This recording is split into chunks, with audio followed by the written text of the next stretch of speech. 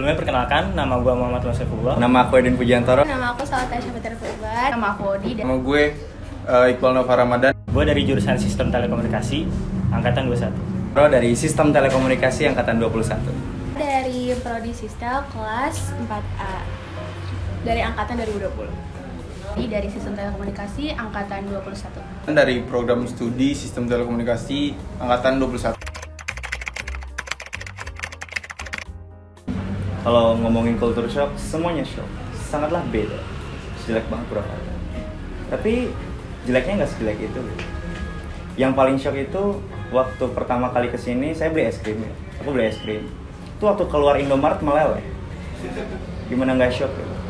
Ya sangatlah panas itu yang Purwakarta. Mungkin dari logatnya ya, kan di Purwakarta ini bahasanya bahasa Sunda yang identik sama lembut gitu kan. Nah, aku pernah waktu pertama kali ngomong ke teman-teman tuh kayak mereka kaget, dikira aku marah gitu. Ternyata kayak ya udah gitu aja sih logatnya. Culture shock di UPI Purwakarta.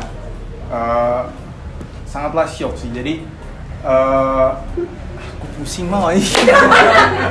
Gak bisa nih tuh, gak bisa nih gimana nih. Ganti talent gimana nih? Culture shock di UPI Purwakarta. Ada banyak sih, mau ceritain yang mana dulu nih? Bebas, satu. Pertama, mungkin sebelumnya saya nggak tahu daerah Purwakarta.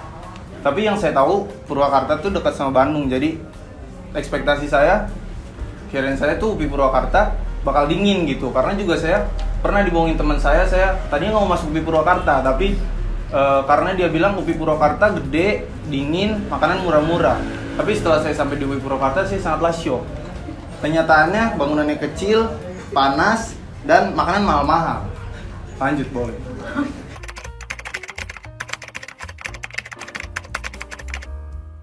Kalau gue sih orangnya nggak bisa yang langsung SKSD gitu sih. Kayak paling kayak ngeliatin dulu nih gimana cara ngobrolnya gitu. Baru nanti bisa berbaur. Kalau ngomongin adaptasi ya, cara adaptasi aku ya nggak usah terlalu try hard. Coba aja santai karena orang-orang nggak akan sepeduli itu. Jadi kita santai aja buat berinteraksi sama orang. Intinya orang-orang butuh kenyamanan kan. Kita senyamannya aja, kayak gitu sih. Oke, kalau beradaptasi SKSD di chat dulu sih. Jadi kayak udah asik di chat kan, terus jadi pas ketemu udah kayak asik gitu. Nah, kalau aku ini kan orangnya ceritanya kayak SKSD ya. Jadi kayak pertama-tama kan kenalan nih online nih. Terus ya udah chat aja gitu satu-satu, terus lama-lama kayak follow-followan IG, terus ya udah habis itu main gitu aja sih. Iya, ketemu. Cara beradaptasi dengan teman-teman baru. Kan kita semester 1 online ya. Jadi kalau cara saya sendiri buat mendekatkan diri sama teman-teman, mungkin saya saya chat satu-satu. Kadang-kadang juga kan kita ada kepentingan sama orang itu, jadi ya saya so asik aja sih.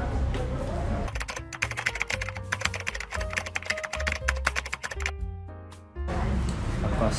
Gue dari dulu emang udah nungguin pengen ngekos sih. Soalnya kalau ngekos gue dapat duit jajan lebih banyak. Jadi kayak ngekos lebih penting sih daripada di rumah. Lebih suka ngekos ya. Sangat seram. Saya ngekos di Flamboyan sama 3 teman saya, Samuel, Andi, Iqbal. Di sana pengalaman pertama yang saya dapat, saya lagi mandi. Itu teman saya Andi lagi di depan, dia lagi ngerangin rambut.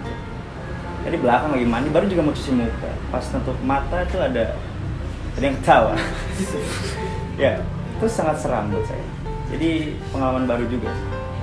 Seru sih, jadi sering main gitu kan. Terus kayak bebas, mau pulang jam berapa aja, gak ada aturan gitu. Seru sih, apalagi sama teman-teman kan. Lumayan seneng sih karena kan kayak yeay gue coba dari rumah gitu. Bisa bebas ya. Bisa bebas. Perasaan ngekos di Purwakarta, saya sangat senang soalnya mungkin karena saya tadinya kan tinggal di rumah, nggak pernah jauh dari orang tua. Tapi sekarang harus jauh sama orang tua, kayak ngerasanya ya gue bebas gitu. Terus juga ternyata di Purwakarta banyak hal-hal menarik yang nggak pernah saya temuin di daerah saya sendiri.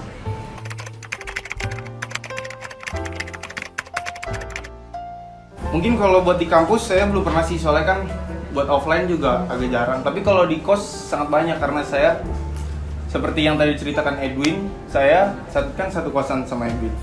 Mungkin kayak garuk-garuk di kamar mandi, terus di depan ada pohon pisang, suka ada kuntilanak lewat, itu saya udah biasa dengan itu. Pernah lihat kuntilanak? Pernah lihat.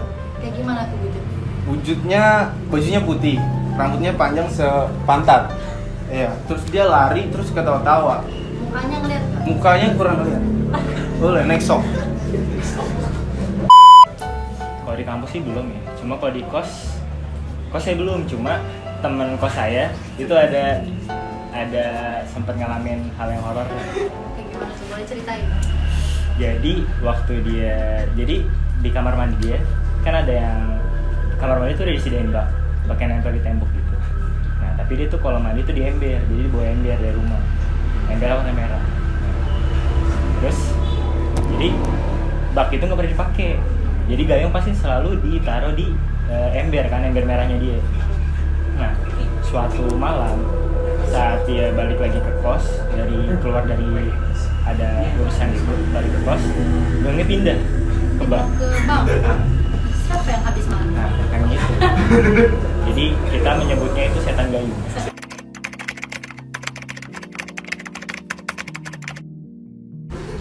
Gimana ya?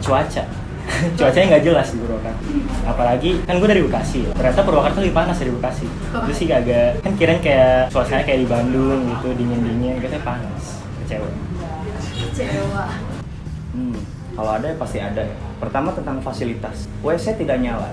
Tapi saya yakin gitu dengan adanya proses nanti perlahan pasti berubah gitu. Ya itu sih ekspektasi saya tentang fasilitas, sangat aneh.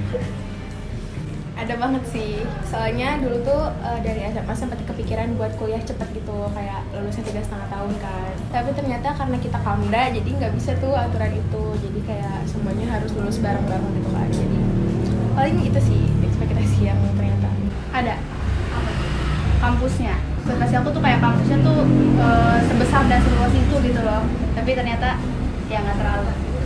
Ekspektasi aku buat di UPI Purwakarta sangat nggak sesuai karena yang tadi saya bilangin, UPI Purwakarta ternyata yang setahu saya besar, dingin, ternyata itu semua salah. Ternyata UPI Purwakarta agak kecil, terus sangat panas dan fasilitas yang kurang memadai.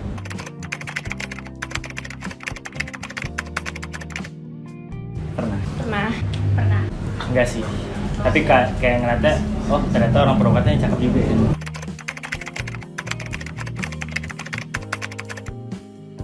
Kalau gue sih fleksibel ya, cuma gue tuh mikirnya waktu awal masuk kampus ya, mikirnya bakal kayak ke kafe gitu belajar. Kayaknya kalau di Purwakarta enggak, mending di kos kali ya. Kalau jujur, saya belajar dari pengalaman. Saya bukan orang yang suka membaca teori-teori. Lebih ke arah apa yang saya dapatkan dari orang lain, apa yang saya lihat, apa yang saya dengar, itu yang saya terapkan.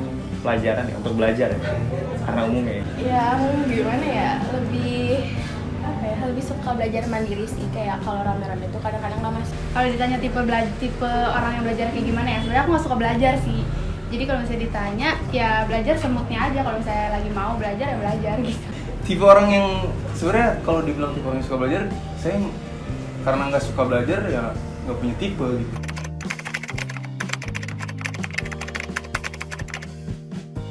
Kalau sukanya sih emang sesuai minat ya, ada coding-codingannya. Cuma kalau dukanya mungkin bukan duka ya, lebih ke malas aja, masih ada pelajaran-pelajaran SMA gitu nih Bang. Sistem, jurusan sistem telekomunikasi.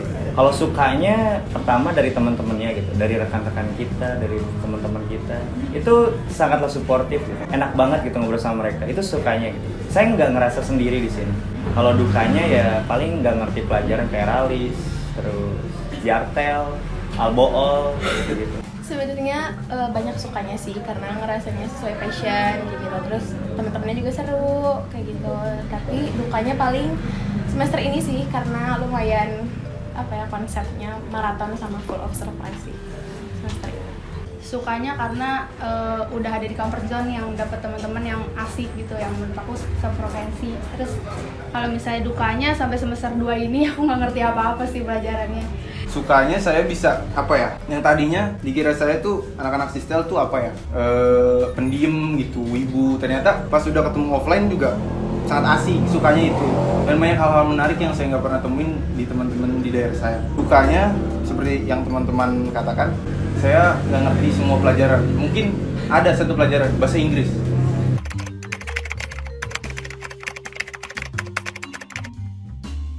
PES. PES.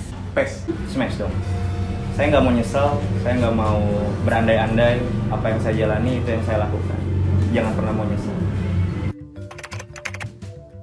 Hiduplah seperti air yang selalu beradaptasi di keadaan apa. Ini saya dapat kata-kata ini dari mentornya mentor saya. Ini yang saya pegang, satu-satunya yang saya pegang. Kata beliau, banyak hal itu bukan tentang bisa atau nggak bisa, tapi mau atau nggak mau. Jadi ini tentang kita kapan melangkah. Gitu. Paling live your life aja sih, kayak bersyukur sama apa yang dipunya, terus menjalaninya dengan sebaik-baiknya. Jalanin aja dulu. Moto hidup saya, hidup seperti es krim. Hidup seperti es krim, kenapa? Karena seperti es krim, cool. Jadi gak bisa nih kayaknya seperti es krim nih. Hidup saya, hidup seperti es krim. Kenapa tuh? Stay cool. Pesan nih buat sistel, buat yang mau masuk sistel, siap-siap aja kalau ketemu sama yang namanya bapak. Kesan-kesan. Sebelumnya terima kasih banget gitu terhadap Departemen Minat dan Bakat ya dari HMST gitu. Udah menyediakan wadah buat kita buat berbicara di sini, buat keluarin keluh kesah dan pandangan. Sangat senang berada di sini. Tempatnya juga sangat gigi. Ya, makasih banyak.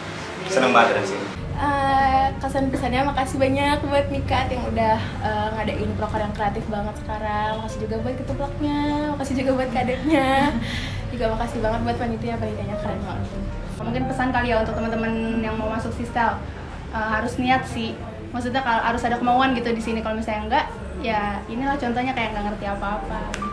Pertama-tama buat teman-teman Mika, terima kasih banyak karena udah nyempetin waktu buat bikin acara yang sangat kreatif seperti ini. Saya berharap untuk kedepannya lebih banyak lagi acara yang seperti ini. Terima kasih.